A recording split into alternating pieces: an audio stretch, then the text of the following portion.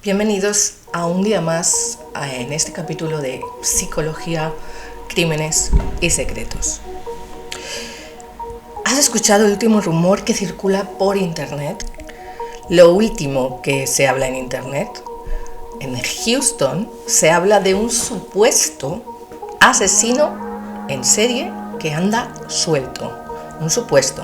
Un misterioso asesino del Bayou, que estaría dejando un rastro de cuerpos en los canales y en los pantanos de la ciudad. Pero aquí viene la pregunta: ¿realmente hay un asesino en serie acechando en Houston? ¿O todo esto es un mito alimentado por nuestra obsesión con el true crime y las redes sociales?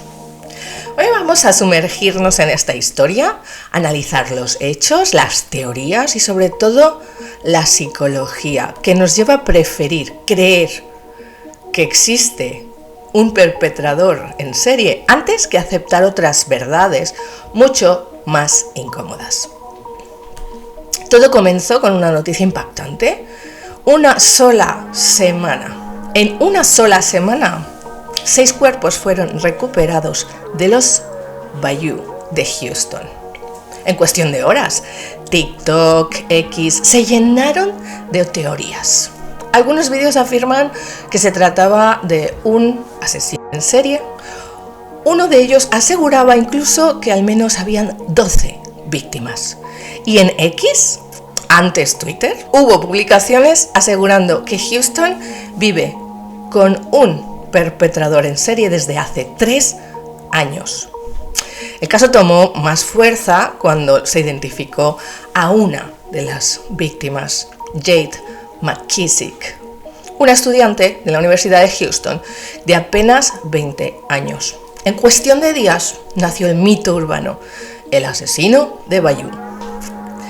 Las autoridades, incluso el alcalde John Whitmire, respondió rápido: no existe ningún asesino en serie. Ahogarse en los Bayou es algo que ha ocurrido siempre en Houston. La policía tampoco encontró signos de violencia en la muerte de McKissick. En la mayoría de los casos, los criminólogos locales coinciden que se tratan de accidentes. Personas que caen al agua, quizá por descuido, alcohol o drogas, y se ahogan. Pero la gente no lo creyó. En Instagram alguien preguntó con ironía: ¿5 personas ahogadas en una semana? ¿De verdad sin juego sucio? Otros acusaron a los medios de estar encubriendo el caso por interés político, incluso por la llegada del Mundial a la ciudad.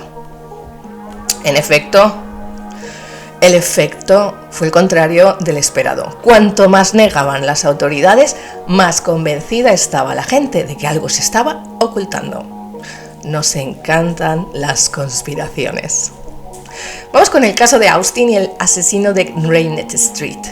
Esta no es la primera vez que ocurre.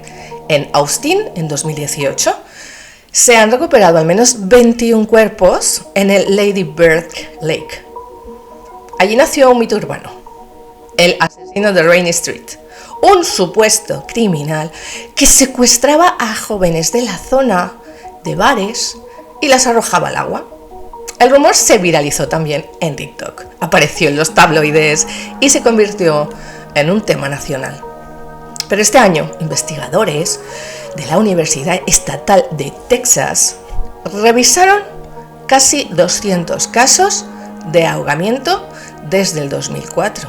El resultado: pues los patrones coincidían con lo que siempre ha ocurrido en una ciudad con mucho ocio nocturno cerca del agua: borrachos, despistes, accidentes. Nada de asesinos en serie. Aún así, la gente se resistió a creerlo, y en las redes algunos escribían con sarcasmo: nos hemos investigado a nosotros mismos y hemos concluido que no hicimos nada mal. Otros incluso llegaron a unir ambas historias, y si el asesino de Houston es el mismo del Rainier Street, el contexto histórico de los asesinos en serie. ¿Por qué estas historias prenden tan rápido en el imaginario colectivo? Pues una razón es histórica. Vivimos marcados por la llamada edad dorada de los asesinos en serie entre los años 70 y los 2000. En esta época, los medios llenaban portadas con nombres que aún nos producen escalofríos. Ted Bundy, el encantador de mujeres que confesó más de 30.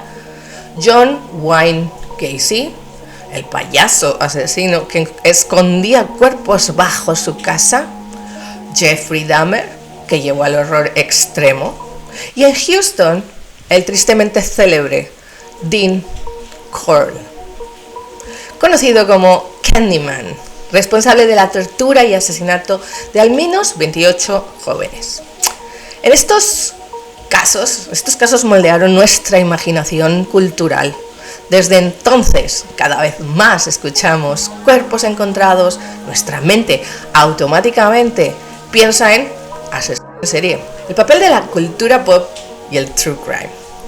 El cine, las series no han hecho más que reforzar la idea. Los canales de YouTube, obviamente. El silencio de los corderos con Hannibal Lecter, Zodiac, basado en el asesino real que nunca fue atrapado. Series como Mindhunter o Dahmer de Netflix. Y por supuesto el boom del true crime, los documentales en Netflix, en podcasts, diseccionando cada caso, canales de YouTube como este. Todo esto hace que el asesino en serie sea parte de nuestro guión cultural, el más fácil de entender.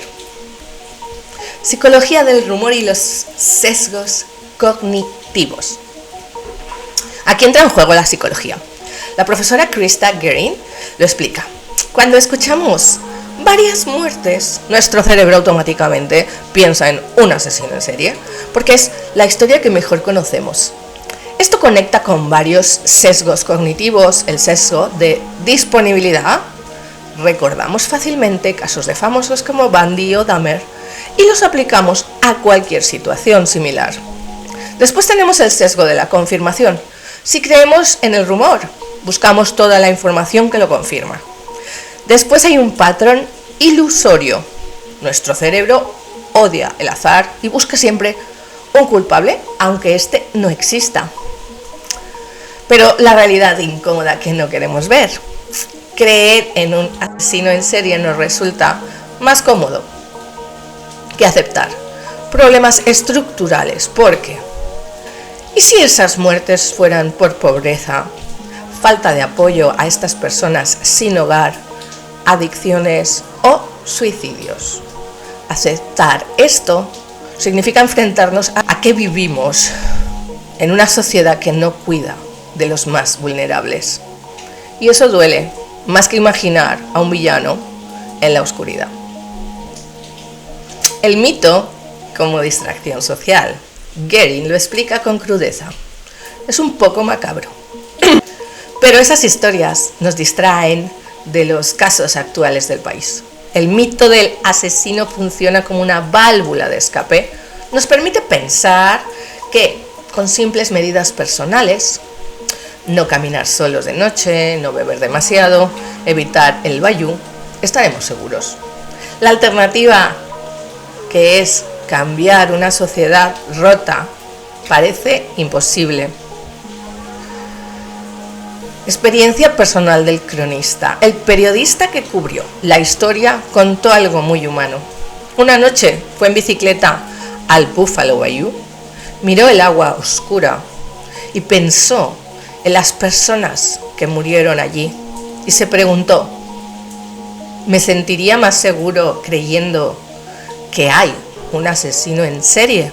¿Sería más fácil correr de un peligro inventado que aceptar lo frágiles que somos?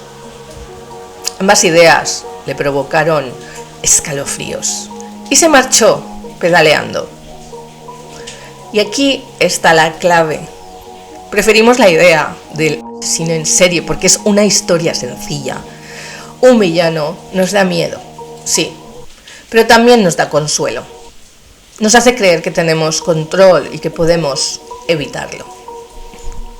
Aceptar la otra verdad, que las muertes pueden ser fruto de adicciones, abandono, pobreza, enfermedades mentales, abandono social, es mucho más difícil, porque eso nos obliga a mirar hacia adentro, a reconocer nuestras fallas como sociedad. La pregunta que les dejo hoy es esta: ¿prefieren creer en el mito del asesino del Bayou o prefieren entrar en la dura realidad de que quizás no hay una serie, sino una sociedad que no sabe cuidar de su gente?